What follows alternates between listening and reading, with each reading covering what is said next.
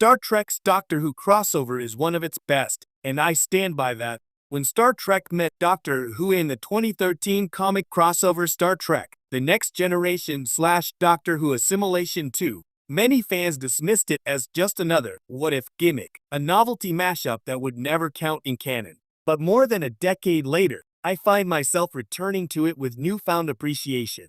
Not just because it united two of the greatest sci-fi franchises in history, but because it worked. Against all odds, the crossover captured the soul of both universes and explored what makes each of them great: their heroes, their optimism, and their belief in the triumph of intellect and compassion over brute force. It might not have been broadcast on television, but Assimilation 2 remains one of the best Star Trek stories ever told, precisely because it feels like both a Star Trek story and a Doctor Who adventure. The crossover fans never thought would happen. At first glance, the very idea of Doctor Who crossing over with Star Trek seems impossible. The two franchises occupy vastly different spaces in science fiction. Star Trek is grounded in logic, diplomacy, and exploration. Its optimism is structured, disciplined, and institutional. The Federation is humanity's utopian future. Doctor Who, on the other hand, thrives on chaos and wonder. Its central hero, the Doctor, defies rules, timelines, and authority. He is not an agent of an organization, but a wandering rogue who fights for kindness and curiosity across all of time and space.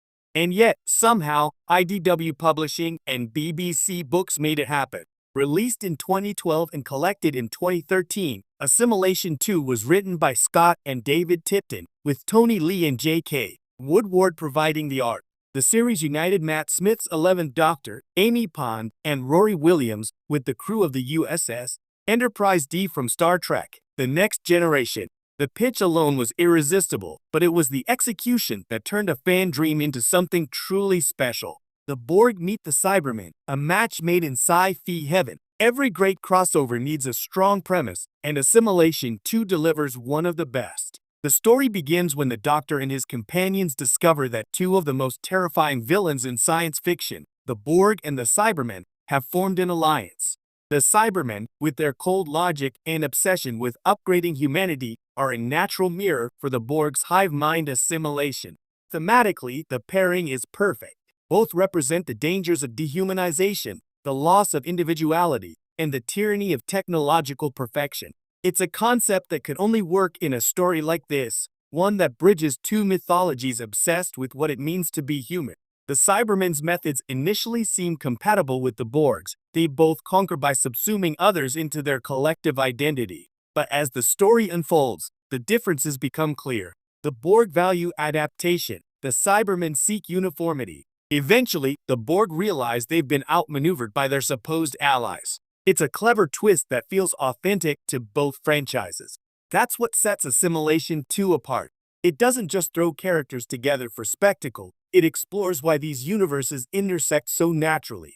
Picard meets the Doctor, a clash of philosophies. When the Doctor finally meets Captain Jean-Luc Picard, it's everything fans could have hoped for. Picard, still scarred by his assimilation into the Borg collective, is initially suspicious of the Time Lord's unorthodox methods. He values structure, procedure, and reason, while the Doctor thrives on improvisation and intuition. Their early exchanges are filled with dry wit and restrained skepticism. And yet, beneath the banter lies deep mutual respect.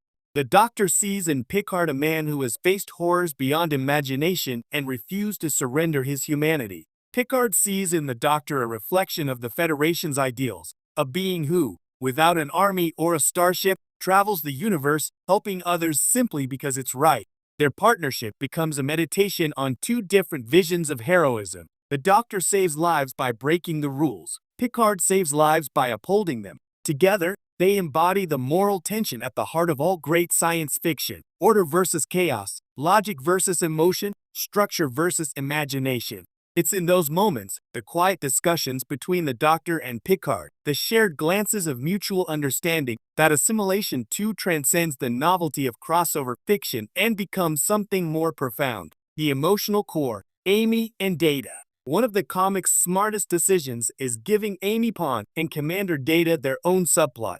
Amy, always quick with emotion and empathy, finds herself fascinated by Data's struggle to understand humanity. Their interactions provide some of the most heartfelt scenes in the series, as Amy helps Data appreciate the small, beautiful moments of being alive, the same kind of human connection the Cybermen and Borg have lost. In return, Data helps Amy understand the depth of the Doctor's burden.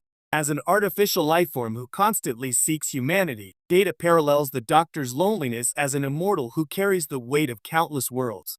Their conversations add depth and warmth to a story that could easily have been all about big sci-fi spectacle. It's these smaller, character-driven moments that make Assimilation 2 shine. They remind us that both Star Trek and Doctor Who succeed because they're about people, even when those people aren't entirely human. The artwork that bridges two worlds, J.K. Woodward's painted art style, deserves special mention.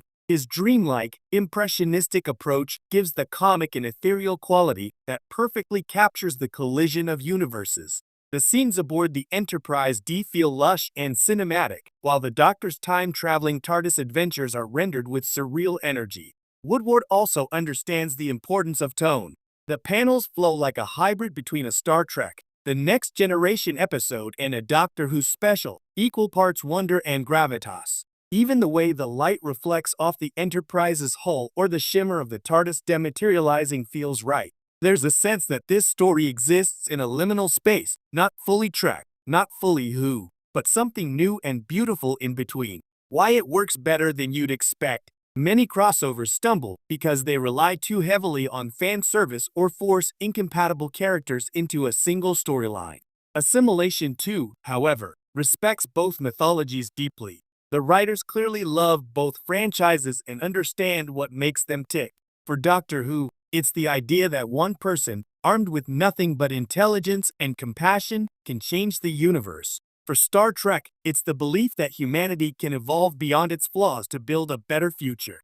The crossover unites those visions instead of compromising them. By the end, the Doctor and the crew of the Enterprise don't simply defeat the Borg and Cybermen, they remind each other why they fight. The Federation learns from the Doctor's boundless empathy, while the Doctor is reminded of the value of teamwork, structure, and moral clarity. It's a rare case where both sides come out stronger for having met. The crossover we didn't know we needed. In a strange way, Assimilation 2 feels more relevant today than it did when it came out. In an age where crossover media dominates entertainment, from shared universes to multiverse sagas, this story stands as a reminder that the best crossovers are about ideas, not just cameos. It asks what happens when two universes built on hope meet face to face. Both Star Trek and Doctor Who are optimistic in their own ways, one through the collective progress of humanity, the other through the individual heroism of a single alien traveler. Bringing them together reinforces the idea that optimism, no matter its form, is worth fighting for. There's also a meta layer to the story's appeal. Both franchises have survived,